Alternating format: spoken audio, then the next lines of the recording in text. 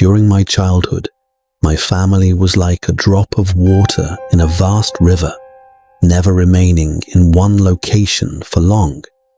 We settled in Rhode Island when I was 8, and there we remained until I went to college in Colorado Springs. Most of my memories are rooted in Rhode Island, but there are fragments in the attic of my brain which belong to the various homes we had lived in when I was much younger.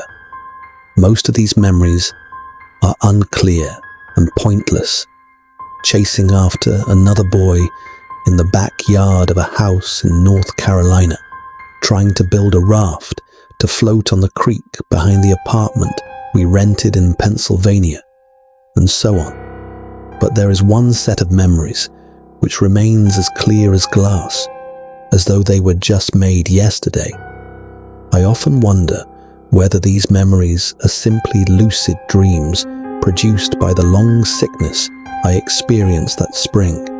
But in my heart, I know they are real.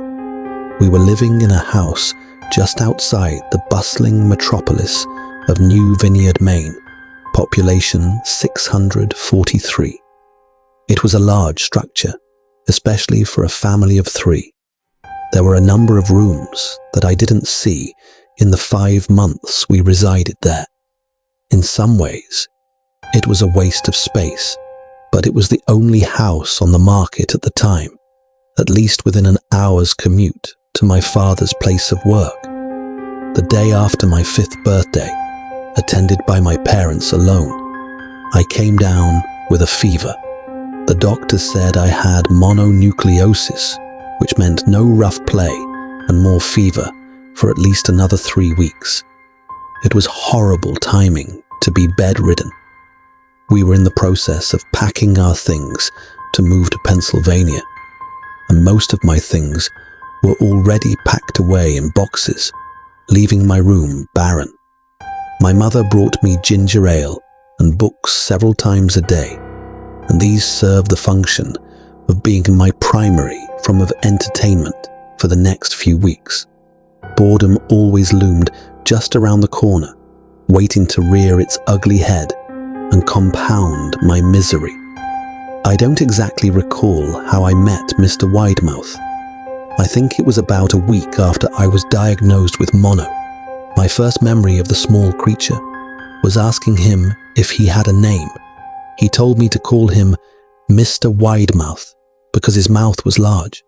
In fact, everything about him was large in comparison to his body, his head, his eyes, his crooked ears, but his mouth was by far the largest. "You look kinda like a Furby," I said, as he flipped through one of my books. Mr. Widemouth stopped and gave me a puzzled look. "Furby? What's a Furby?" he asked. I shrugged. "You know, the toy, the little robot with the big ears. You can pet and feed them, almost like a real pet." "Oh," Mr. Widemouth resumed his activity. "You don't need one of those. They aren't the same as having a real friend." I remember Mr. Widemouth disappearing every time my mother stopped by to check in on me. "I lay under your bed," he later explained. "I don't want your parents to see me because I'm afraid they won't let us play anymore." We didn't do much during those first few days. Mr. Widemouth just looked at my books, fascinated by the stories and pictures they contained. The 3rd or 4th morning after I met him, he greeted me with a large smile on his face. "I have a new game we can play," he said. "We have to wait until after your mother comes to check on you, because she can't see us play it. It's a secret game." After my mother delivered more books and soda at the usual time, Mr. Widemouth slipped out from under the bed and tugged my hand.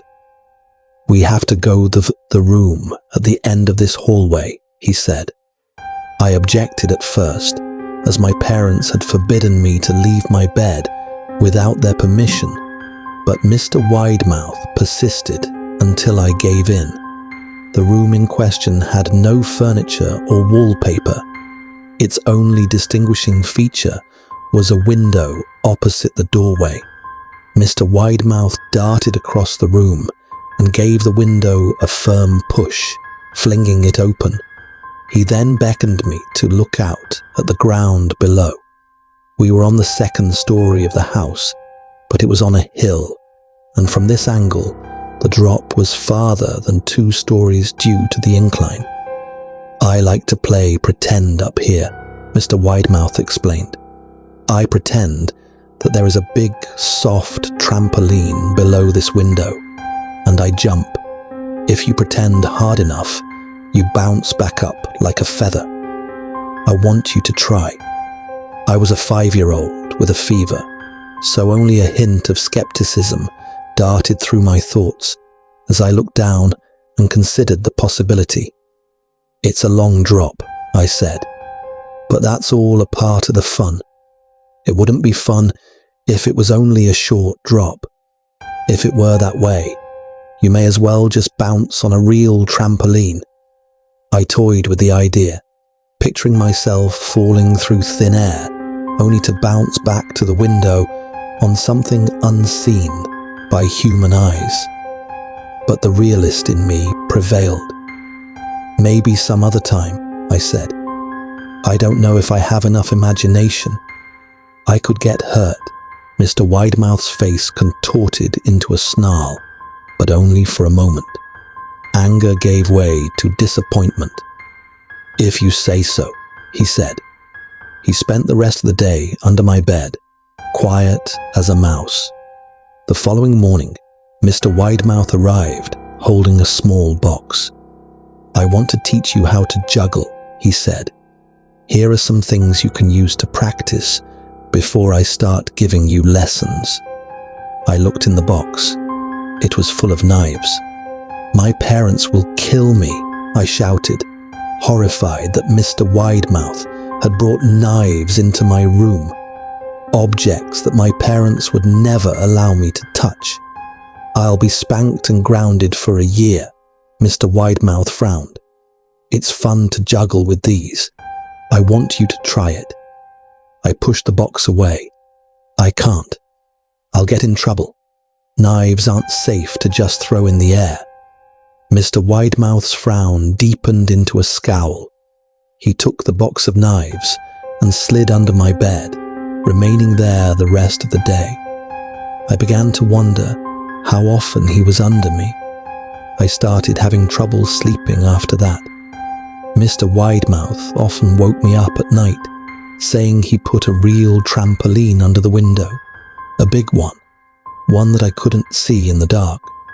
I always declined and tried to go back to sleep, but Mr. Widemouth persisted. Sometimes he stayed by my side until early in the morning, encouraging me to jump. He wasn't so fun to play with anymore. My mother came to me one morning and told me I had her permission to walk around outside. She thought the fresh air would be good for me, especially after being confined to my room for so long. Ecstatic, I put on my sneakers and trotted out to the back porch, yearning for the feeling of sun on my face. Mr. Widemouth was waiting for me. "I have something I want you to see," he said.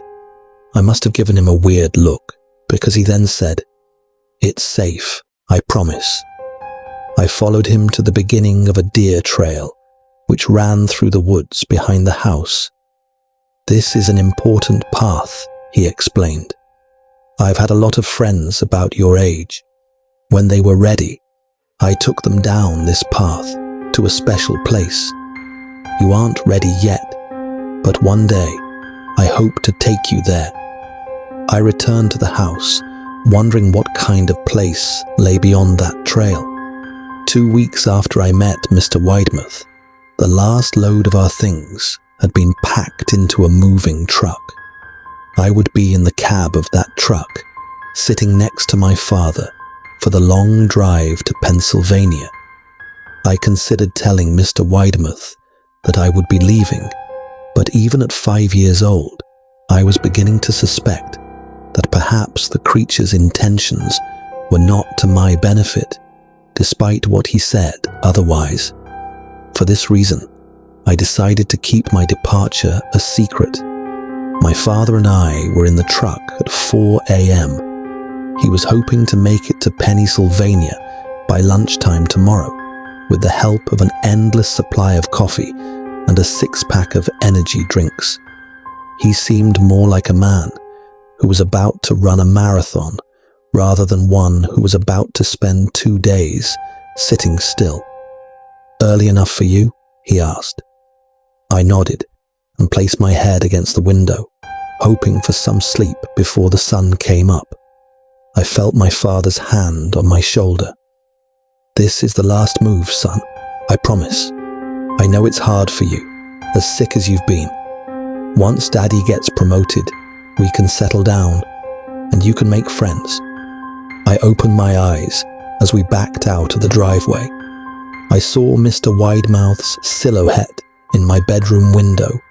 He stood motionless until the truck was about to turn onto the main road.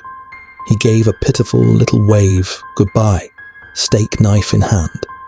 I didn't wave back. Years later, I returned to New Vineyard. The piece of land our house stood upon was empty except for the foundation, as the house burned down a few years after my family left. Out of curiosity, I followed the deer trail that Mr. Widemouth had shown me. Part of me expected him to jump out from behind a tree and scare the living bejesus out of me, but I felt that Mr. Widemouth was gone, somehow tied to the house that no longer existed.